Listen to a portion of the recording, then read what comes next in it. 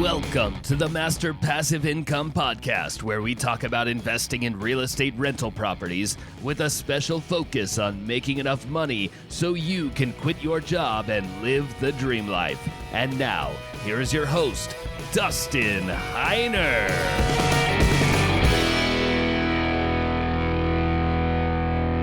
Hey, what's going on, guys? Welcome to the Master Passive Income Show. My name is Dustin Heiner, and I'm here to help you learn how to quit that JOB, that just over broke job, by investing in real estate rental properties so you never, ever have to work a job again. Now, I want to share with you something that's really kind of interesting. Now, I'm going to tell you about what's going on in the market, what's going on in the economy, and all that sort of stuff, and what I'm seeing that's going to happen sometime here in the near future.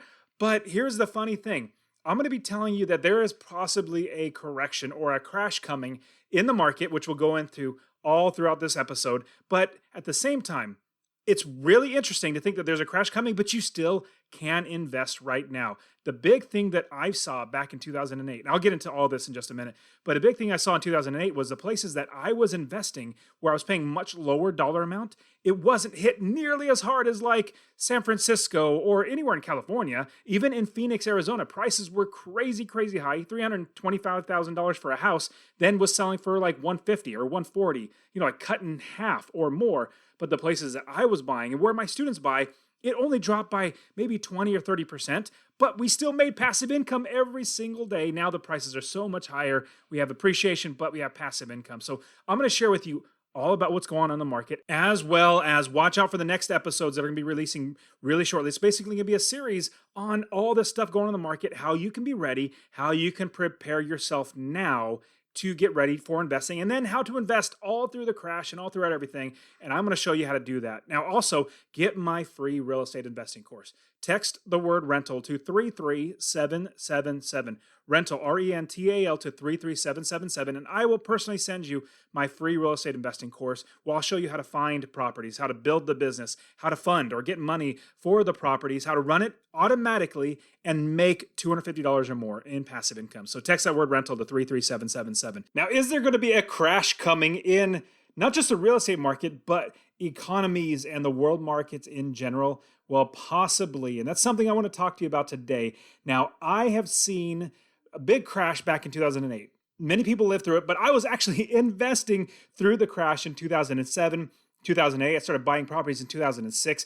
Right as it was running up, I started thinking, hey, it's a good time to buy real estate. Well, in fact, it actually was a good time to buy real estate if you bought it right. And I'll tell you exactly how to buy it right later on in this video. But what I want to talk to you about is the actual crash or correction. I like to say correction because I'm not going to say it's a crash, but coming soon, there's going to be some sort of correction. If it's a crash, it'll be dependent on a lot of different variables, but we're going to talk about all that right now. As we are looking at potential crash or correction in the real estate market or the markets in general, like the economies in general, there's so many different factors. Now, I remember back in 2006, 2007, when I first started investing in real estate, I was living in California, literally living in California and then investing in Ohio and Texas and Arizona because California was really expensive. Everybody knew that was so crazy a time when the market just kept going up and up and up. Now, I was buying for cash flow properties, not for appreciation. We'll get into all that and how to actually invest right now, even if there's a crash coming. I'll show you how to do that as well. And I started investing in 2006. And as I was investing, I was buying cash flow properties that made me $250 or more in passive income from the rents. But once it got to 2009, then the crash happened. So the prices kept going up, 2007, 2008, 2009, and big crash. Prices of the homes dropped dramatically. And we're seeing that literally right now. In fact, it's almost even worse. Now, I'm not going to say that there's going to be necessarily like a big crash where it was like in 2007, 2009, but there will be a correction. Now, there are so many things I want to talk to you about. And the first one is when we're investing in real estate, if we invest for cash flow, where money comes into our pockets every single month from the rents minus the expenses, if we invest for $250 a month in passive income, no matter what happens, if the market goes up, if the market goes down, or if the market goes sideways, we still make money because we are investors in cash flow. If we invested just for appreciation, if we were flipping properties, we would be losing money because we would buy a property here, we'd think it'd go up to here, but then crashes down to here. We lose money. We don't want to do that. So we invest for cash flow. So in 2009, I was buying properties for cash flow, making money. And even when everybody was losing their shirts, like everything was going bad, people were going bankruptcy, all these things were going really, really bad, I did fine. In fact, that's how I quit my job, was investing in real estate rental properties. And I make $250 a month from every single property. I have 30 plus properties now, so I have plenty of money coming in. Now, what I learned back in 2006 and 2007 and up into 2009 was that there will eventually be a crash. Now, I'm going to tell you something that happened recently. So in March of 2020, obviously COVID-19 happened. Everybody was calling for, oh, this is the crash. This is the crash. And I said, no, it's not. This is like manufactured crash. In fact, the reason why is all the businesses shut down. They stopped. Now, what you're going to see is people are going to come back to work, which they have now. They've come back to work and they are back to work. But let's see future down the line. What could happen in the future? Now the economy is coming right back. In fact, before it was artificially closed down because of the COVID-19 and everything closing down. Because of that, it was artificially brought down because no business. Everybody stayed at home. But now it's coming right back up. So you don't see a crash right now. Like literally right now, it's literally not a crash. This is what, September, October of 2020. Well, I'm seeing a correction that should come. Now, there are 4 different reasons why I see somewhat of a correction or possibly a crash coming somewhat in the near future. I'm not going to give you a time frame again, but just be watching for these. Now, the first one is interest rates. Second one would be home prices. Number 3 would be supply and demand. And the last one would be unemployment or jobless rates. All of these are interconnected and affect what's going to happen in the market as well as the greater economy. Now, let's look at interest rates alone. Interest rates are very interesting because there's a number of different factors that go into this. Now, back in, I think it was like January-ish, the Federal Reserve lowered their interest rate down to 0, like literally 0. Now, that is just borrowing between banks. It's not a mortgage rate. But what I said back then in January, and what's really interesting, the mortgage rates were probably about 5 or 6%, maybe 5.5%, 4.5% to 5% back in January for mortgage rates, and the Fed just cut it to almost 0 or basically 0 for interest rates between banks. And I called and I said, you know what, watch for mortgage rates to follow. Mortgage rates always follow interest rates from the Federal Reserve. So next 3 or 4 months, watch for a really, really good interest rate on your mortgage. And this is exactly what happened. On top of the COVID-19, there was another thing that actually just threw all this stuff out. That was more of a black swan event, just basically something that just happens once a lifetime. Like it probably will never happen again. I hope it doesn't happen again. But what we're looking at, prices now, interest rates for homes are as low as like 2.75. I was talking to somebody that was literally buying a house to live in. They got like 2.5% or 2.75%. That is ridiculous. I'll tell you something I'm doing because I see such great interest rates being so low right now. I am literally refinancing one of my investment properties. It's not a personal house. It's not a second home. It is classified as an investment property. And the banks, what they're actually doing is they're going to give me a 3.125%. I think I had to pay like $700 to get the rate down just a little bit. But shoot, it was 3.1%. That is so cheap. And I'm going from a 30-year down to a 20-year note. On top of that, what I'm also doing is I think I'm only paying like $20 more. So I'm less in total time, less interest, less all around. So you should be doing that too. But what's interesting, when interest rates go lower, that means prices go up. Here's the reason why.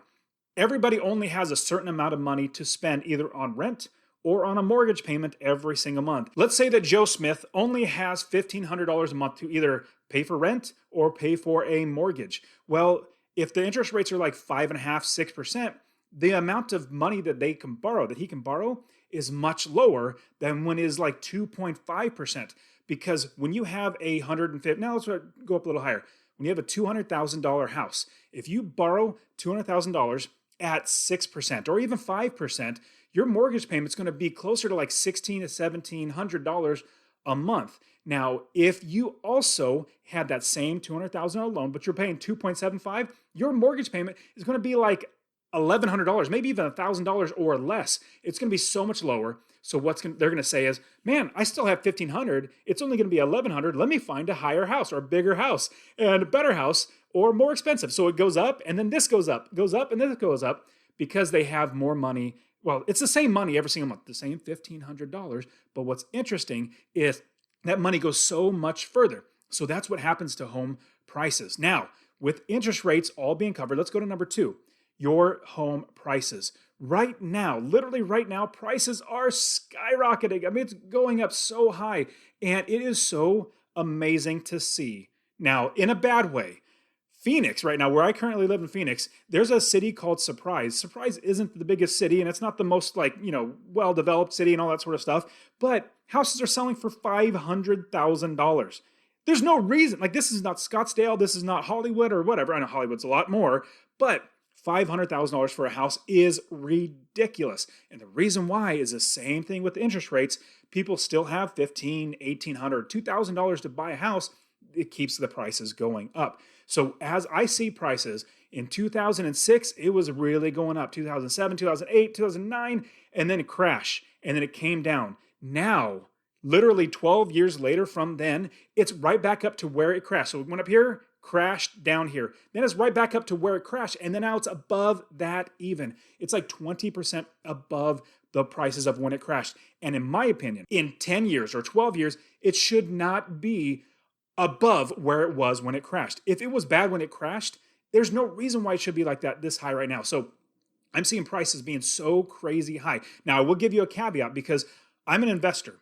What I want to do is I want to show you how to be prepared for the future, for this correction or this crash, so you can capitalize on it. So watching a little bit in the end of the video, I'm actually going to give you how to actually prepare and be ready for this great opportunity to be buying loads and loads of property. It's going to be like a $300,000 house. It's going to be on sale for like $130,000. You're like, yes, please. Yes, please.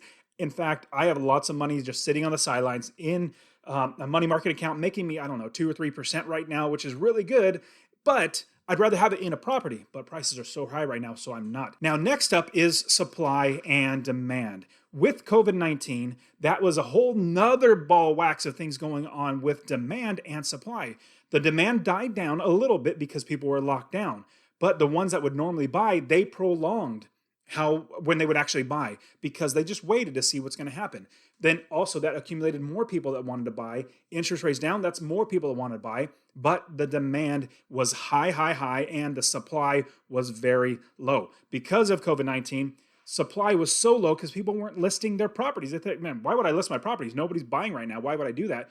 Well, what's interesting now, once COVID-19 started to get a little more on the back end, where people started realizing, I can get out of the house, they started listing their properties, and those properties are listed for sale. But there's so many more people. It's regular, just supply and demand. Supply and demand. If there's high demand and low supply, that means the prices are going to go up, just like everything else. If you're going to buy, we saw the toilet paper was literally gone. They were selling toilet paper on eBay for like $1,000.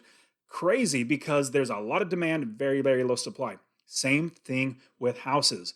Now you have a lot of demand for people who have more money to spend. They're realizing I got to move out of the big cities where there's a bunch of rioting and looting and all that sort of stuff. They want to get out of there. So many other reasons, but that does not change the amount of supply. Supply is still low because people are thinking, I better just wait. I better just hunker down until all this COVID-19 stuff goes away, and then I will be able to actually live my life like I want to. Wait till all the rioting and looting and the stealing all stops, then I can make a move, which is supply and demand. So very high demand, very low supply, which makes prices even higher than it should be. Next up, the last one is unemployment rates or jobless rates. Now, we know with COVID-19, we had record unemployment, like record everything, like literally 2.8% unemployment of the entire population. That is never heard of. That is so brilliant. Then COVID-19 happened. Then it dropped to like 20% unemployment. It's horrible. Everybody's, they're on furlough or they're losing their jobs. Really, really sad. Now, the economy's coming back. Now, what's interesting is you're going to have probably heard many, many people back in March with COVID-19, everybody screaming, this is the crash, this is the crash. I wasn't doing that. And the reason why is because it's an artificial, like I said, Black Swan event. It's an artificial change in the market. As soon as people get back to work, it's going to pick it right back up. Now, the thing though, even though jobs are coming back, there's a downside right now. a lot of small businesses are closing down because all the money went to Walmart, to Amazon, to Facebook, to all these big Apple, all these big companies made, and hopefully you're not going to get too mad, but they made so much money. Hopefully you're not getting mad at them, but they're doing their business. But what was sad was I saw even just home delivery people, they were getting arrested for driving around when Amazon could drive around and deliver things. So what's really, really sad is all the money went to these big companies. Now, what's interesting is these small mom and pops, these small people that just want to make a living and provide for their families, they don't have their businesses anymore, and they don't provide jobs anymore. That is really, really sad. Until that picks up, I don't know how much more unemployment's actually going to be going down anymore. It might stay up because the businesses are gone. Not everybody's going to be able to work at Amazon or Apple or something like that, or even Walmart, for instance. Now, when you sum all of that up, what you see is really low interest rates. But interest rates have to go up. They will always eventually go up. It goes up and down, but it will go up. I know back in 1990s, my parents bought their house. They paid like a 17% interest. That is, think of mind blown. What if it gets back up there? That means prices are going to crash. Not saying it's going to do that, but if it does, oh my goodness, even if it goes from 3% to 6%, 7, 8, 9%, that is so much less money. Somebody only has $1,500 to spend in rent. So what's going to happen is that $1,500 goes so much less far. And so it goes down, down, down, down, down. And on top of that, prices are so high. Eventually, people are going to say, you know what? I just can't afford this. And what happened in 2007, 8, and 9, when the crash happened, people walked away from their houses. So people who are buying $500,000 houses in Phoenix right now, which is silly to me, they're going to say, you know what? My house is worth $100,000 less than when I bought it. $200,000 or $300,000 less than when I bought it. I'm just going to walk away. That's going to exacerbate or make everything worse. It's going to make it so much worse, just like in 2009, where everybody kept walking away from houses. But what's great for us, and I'll give you just a second, how we will be able to invest and capitalize on this because we're investors. See, now the big key I'm going to give you is when people are selling, we need to be buying. When people are buying, we need to be selling. That's the bottom line. You absolutely need to do that. Now, what we're looking at now is prices are just jacking up really, really high. We're looking at potentially coming bubble. If you look at the way that the economy was back in 2008, 2009, when it crashed, it was going up really, really high, and there was a bubble that burst and it popped and came all the way down. It was dramatically lowered. Same thing. What is really, really interesting is now, 12 years later, remember the crash was like 2008. This is 2020. This is 12 years later. Now, every single market cycle is usually about 7 to 8 years. That means market goes up and corrects and comes down. Goes up and corrects and comes down every 7 to 8 years. But right now, what's happening, it has literally not corrected in 12 years. 12 years. Ever since like the history of that we've actually been recording, it's been up and down for 7 and 8 years. Now it's literally been 12 years of up and up and up. If you look at home prices at the crash at 2009, they were this high. Right now, they are like at least 50% higher than where the crash actually was back in 2009. And in 10, 12 years, there's no reason for it to go here, then back down, and then back up even much more so, like 50% more than when it crashed back 10 years ago. Now, that is super scary, seeing that, well, scary if you're not an investor. If you're an investor, I'm actually really excited, which we'll get into in just a minute.